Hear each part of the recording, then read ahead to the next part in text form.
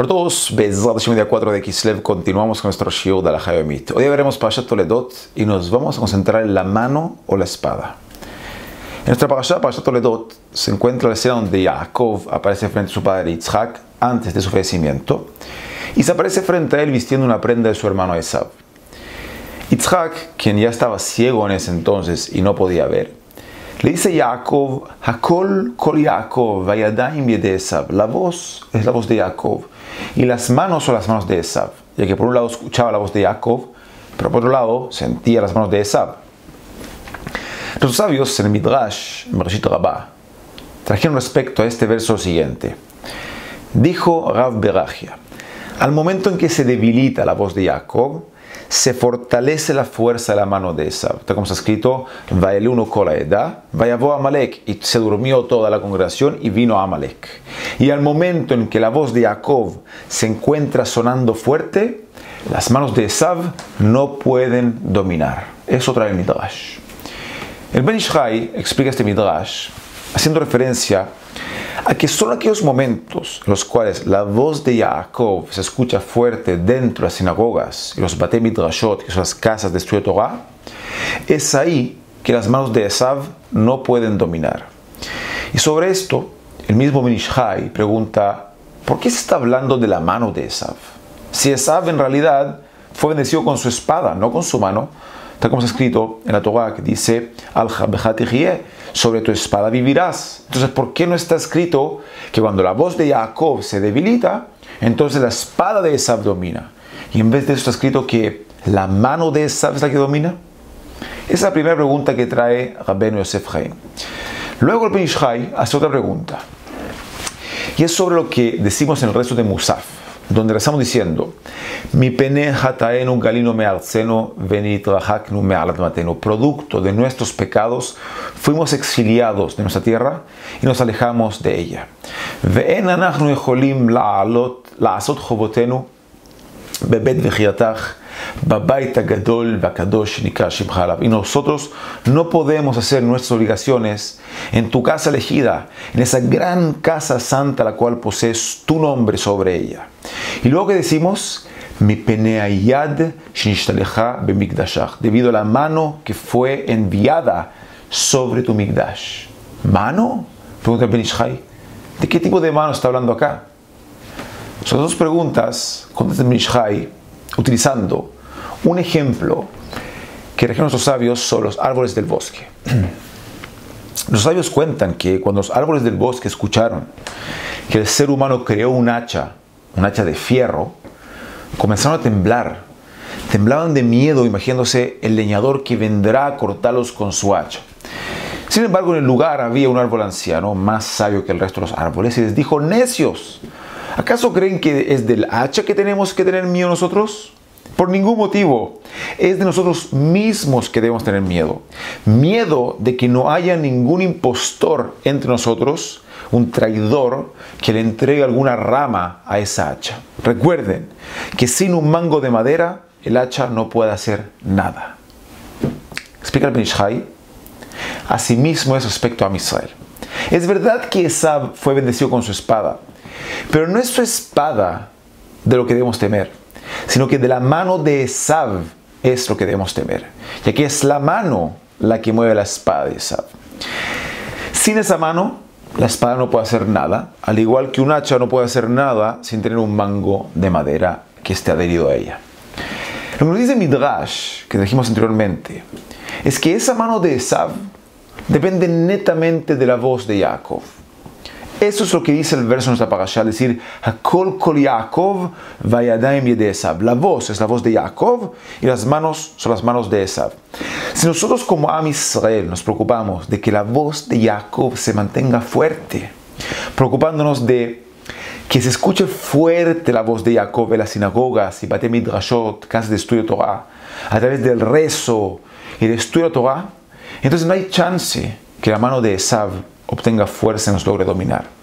Pero si es que Hasbe Jalila, la voz de Jacob se ve debilitada, entonces Hashem Yishmor, la mano de Esav, obtiene fuerza y domina a Amalek, tal como lo te dejó el Midrash. De acuerdo a esto, ahora podemos entender también la versión que poseemos en el resto de Musaf, donde decimos,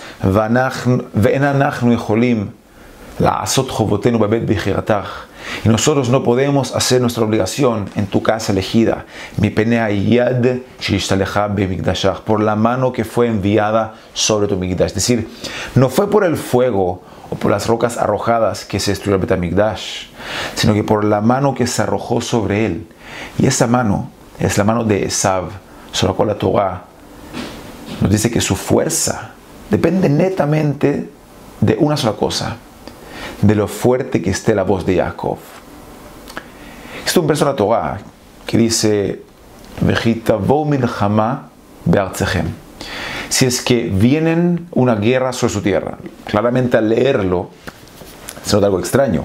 Se va a notar que léxicamente hablando debería estar escrito de forma distinta. Debería estar escrito Vejitavo milchama be'artzachem. Y si es que viene una guerra sobre su tierra, entonces ¿por qué la Torah escribió el término Vejitavo?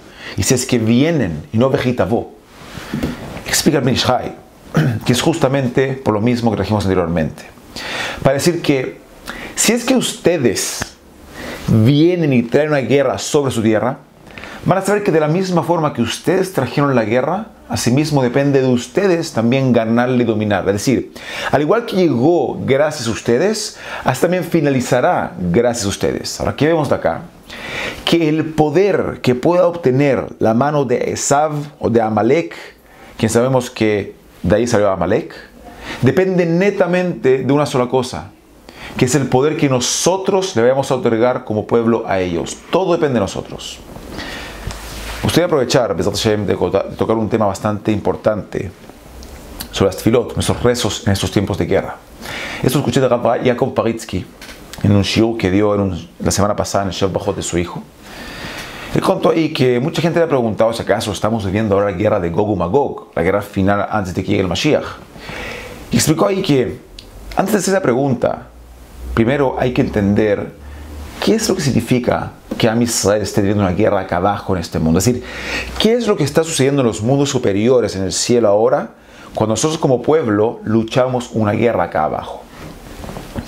Paritsky habló trayendo pruebas para sus palabras de la guerra que tuvimos en contra de Amalek, apenas salimos de Egipto, donde la Torah nos cuenta que cada vez que Moshe Rabenu levantaba sus manos, Am Israel dominaba a Amalek. Y cada vez en que Moshe Rabenu bajaba sus manos, sucedía lo contrario. En esta sección de la Torah está explicado que hay un secreto.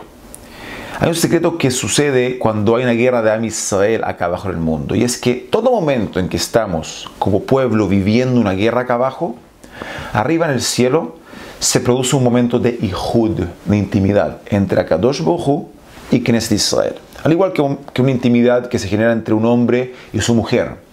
Siendo en este caso Akadosh Baruj Hu el hombre y nosotros, Am Israel, la mujer, Nukva. Por ende, de la misma forma que los pensamientos que tiene un hombre y que tiene la mujer al momento de intimarse poseen incidencia directa sobre el feto que va a nacer de esa intimidad, asimismo, lo que nosotros pensamos y rezamos como Am Israel el momento en que tenemos una guerra, eso será lo que va a resultar de aquella guerra. Y para eso trajo una prueba con un ejemplo muy evidente de la Segunda Guerra Mundial.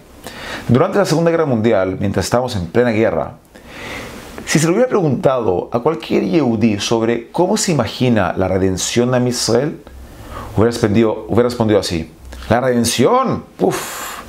Me imagino todos nosotros, con nuestro propio país, dentro de nuestra tierra de Israel, con nuestro propio ejército que nos puede defender, viviendo libres dentro de nuestra tierra, etcétera, etcétera.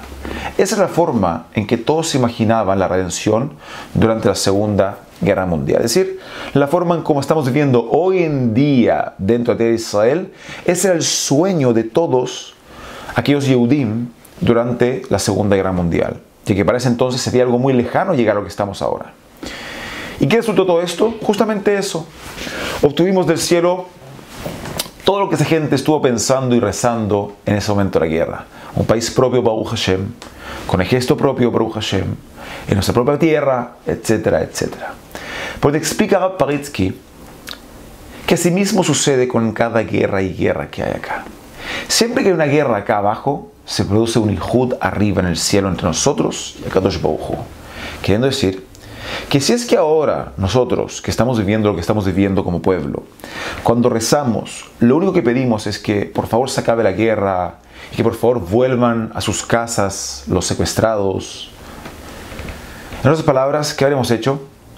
Habremos desperdiciado la oportunidad que tenemos en nuestras manos. Lógicamente que tenemos que rezar porque los secuestrados se encuentren bien, sanos y que Hashem los cuide de esos terroristas malvados, animales que hay ahí. Y rezar muy fuerte por eso.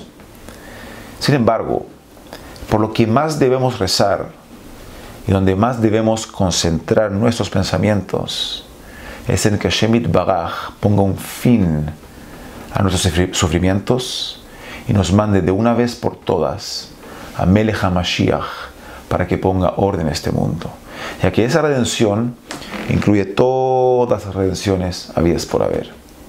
Pero por mientras, Rabotai, lo que nos incumbe a nosotros es rezar fuerte, estudiar Torah fuerte y que la voz de Jacob se escuche más fuerte que nunca.